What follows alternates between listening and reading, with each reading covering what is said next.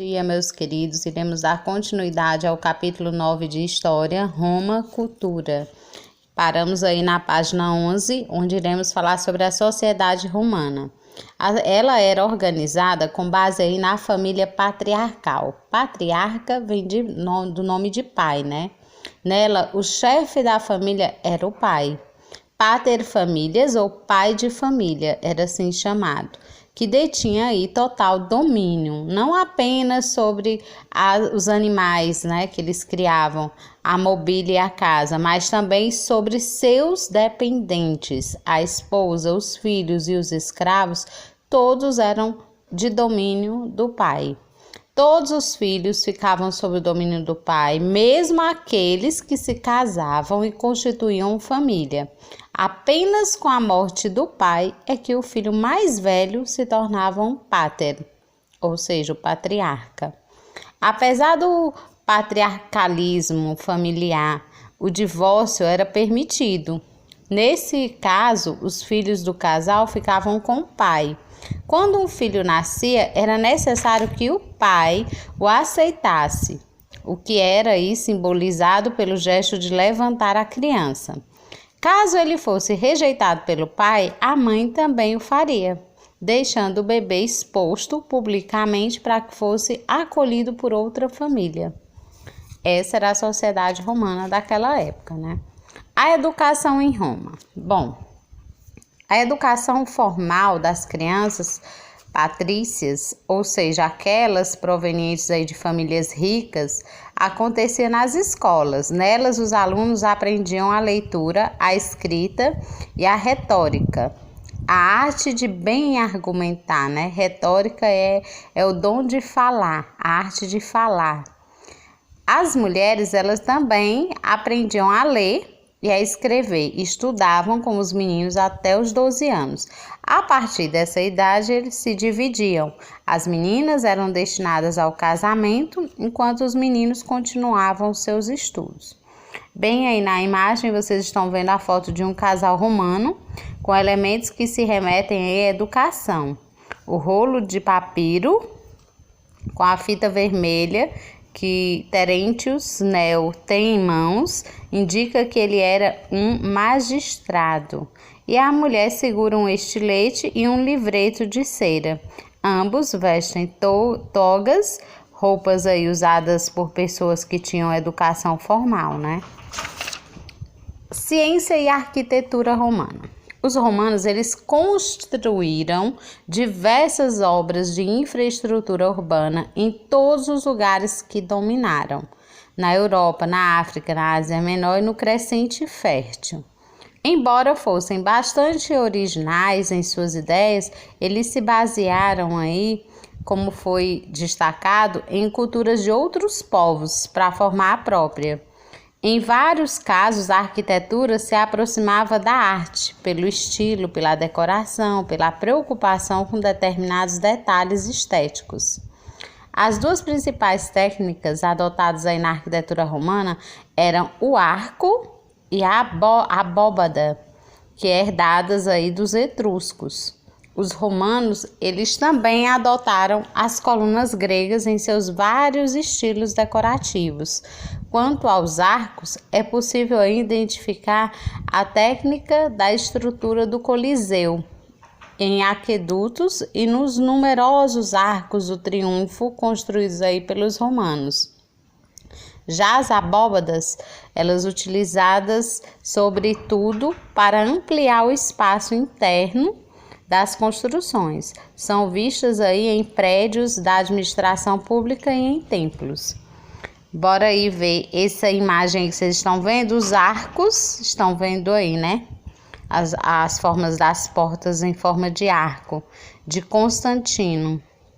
O arco de Constantino aí em Roma. É do século IV e é o maior arco do triunfo construído aí pelos romanos. Essas edificações eram erguidas quando uma guerra era vencida e serviam para homenagear os generais vitoriosos, que durante as festas de comemoração, chamadas aí de triunfos, desfilavam aí por elas com os seus soldados espólios de guerra e etc. A técnica do arco também foi utilizada em outras construções de grande porte, como o próprio Coliseu, pois ela distribuía o peso da estrutura, garantindo aí que o edifício se mantivesse firme.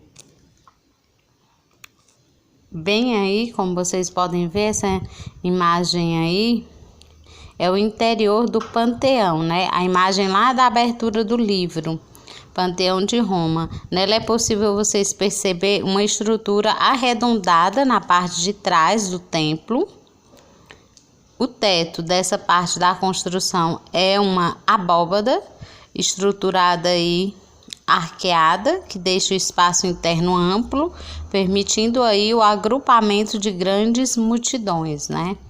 Os romanos, eles foram grandes matemáticos, o que aí possibilitou a formação de uma classe de engenheiros e arquitetos de alto nível.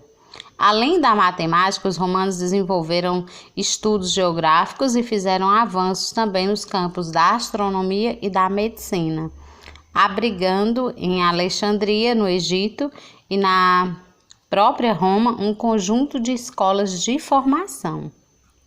Roma é considerada uma das grandes civilizações do passado, entre outros motivos pelo seu desenvolvimento urbano. A cidade ela tinha estradas, largas avenidas, ruas paralelas e regulares, construções como fórum, teatro, anfiteatro, circos, templos religiosos e várias outras. No fórum, a população urbana se encontrava para desenvolver o comércio, né? Discutir aí assuntos públicos e realizar também festas religiosas e cívicas. Com uma população aí numerosa nas cidades do Império, os romanos criaram aí uma rede de esgoto com o intuito de prevenir doenças causadas pelo acúmulo de dejetos e pelo uso de água poluída. E assim, o sistema criado separava a água que poderia ser consumida pelas pessoas e ainda mantinha o espaço público parcialmente limpo. Então, essas são as grandes contribuições romanas, né? Direito e literatura. O direito, ela foi uma área de destaque na sociedade romana. É importante observar que os códigos de leis romanos foram profundamente influenciados aí pelos de outros povos, em especial dos gregos. Os romanos também eles produziram aí diversas obras de diferentes gêneros literários, como a retórica, poesia, tragédia, comédia e sátira. Mesmo após o declínio do Império Romano do Ocidente, o latim continuou sendo usado pelos intelectuais e literatos para a escrita aí de suas obras. No início da história de Roma, a população recorria à tradição e aos costumes para resolver os conflitos. O pater, que é o patriarca da família, era o representante supremo e as leis eram transmitidas aos descendentes oralmente. Nem todos os romanos se beneficiavam com essa forma de organização jurídica. Os plebeus, por exemplo, eles sentiam-se aí prejudicados, pois as decisões eram tomadas pelos patrícios, os quais muitas vezes atendiam aos próprios interesses, deixando aí de lado os plebeus. Dessa forma, pode-se afirmar aí que o direito romano foi uma conquista da plebe, que por meio de pressões e reivindicações lutou aí para modificar a antiga legislação que era baseada nos costumes. A 12 Tábuas, que é uma das leis adquiridas aí, o primeiro conjunto de leis escritas da República Romana, né? E tais leis aí, no entanto, foram aí substituídas aí pelos editos dos pretores. Esses magistrados, eles tinham a função de interpretar as leis, bem como orientar e instruir o júri que decidia a ação. O direito romano estava organizado da seguinte forma. Vou passar bem aqui para vocês verem. Direito civil, que era o conjunto de leis aí aplicadas aos cidadãos romanos, baseadas em seus costumes e leis escritas. Um exemplo era a lei das 12 tábuas.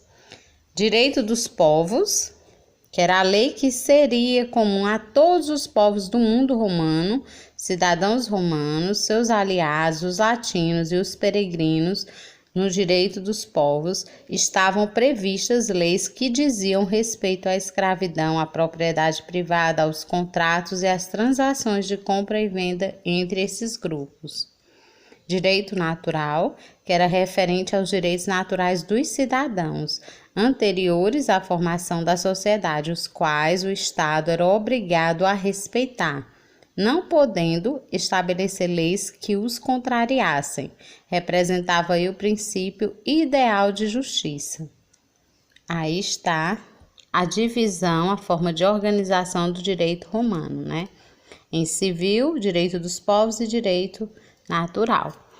Com a expansão de Roma aumentou muito. Suas leis aí alcançaram vários locais, tornando-se aí muito conhecidas, mesmo após o fim do Império Romano. A forma de organização do direito romano ela foi mantida pelos povos locais ou pelos povos bárbaros que chegaram aí a essas regiões.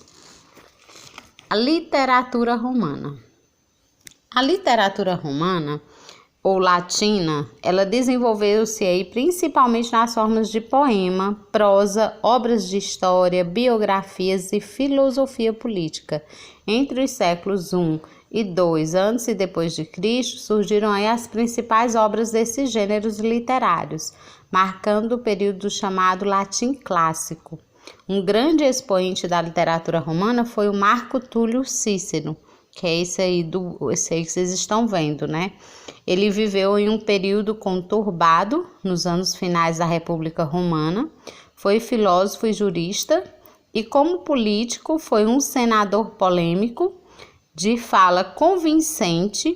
Cícero escreveu vários tratados sobre ética, leis e oratória, bem como fez discursos cuja fama se perpetua até os dias atuais. Era conhecedor da filosofia grega e buscava adaptar essas ideias ao mundo romano.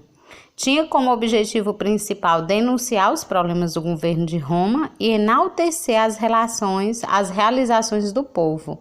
Esse posicionamento lhe rendeu a inimigos ao longo de sua carreira, foi afastado de suas funções públicas e teve sua morte encomendada pelo então cônsul Marco Antônio, a quem havia feito críticas publicamente.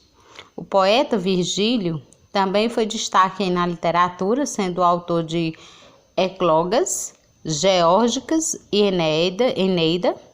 Em Eneida, Virgílio narra a história de Roma, desde a origem, o poder e a expansão do Império Romano, né? Que é essa parte aqui vocês estão vendo. Foi um poema épico, encomendado aí pelo imperador Otávio Augusto.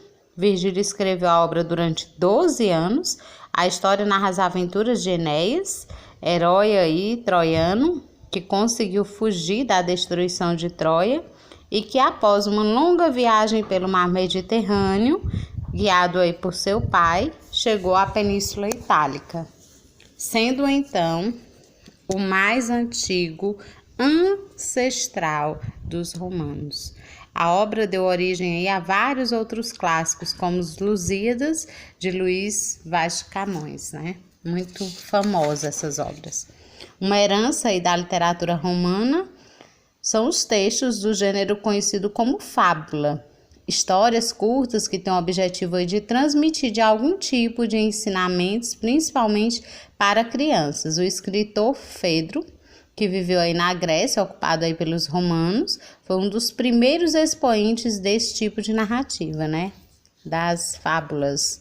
O latim, assim como o direito, tornou-se um legado romano, presente em nossa sociedade até a atualidade.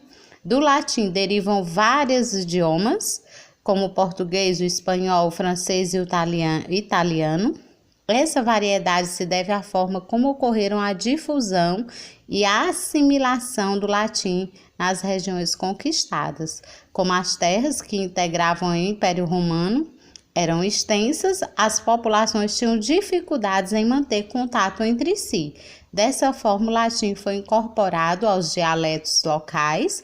Como resultado, a língua de cada uma dessas regiões se tornou diferente. Então, gente, ficamos por aqui. E para casa, quero que vocês respondam as seguintes páginas. Página 13, que é uma interpretação de texto. Página 15, que é uma pesquisa. Página 16 e 17, que é também referente ao capítulo. Bons estudos e até a próxima aula.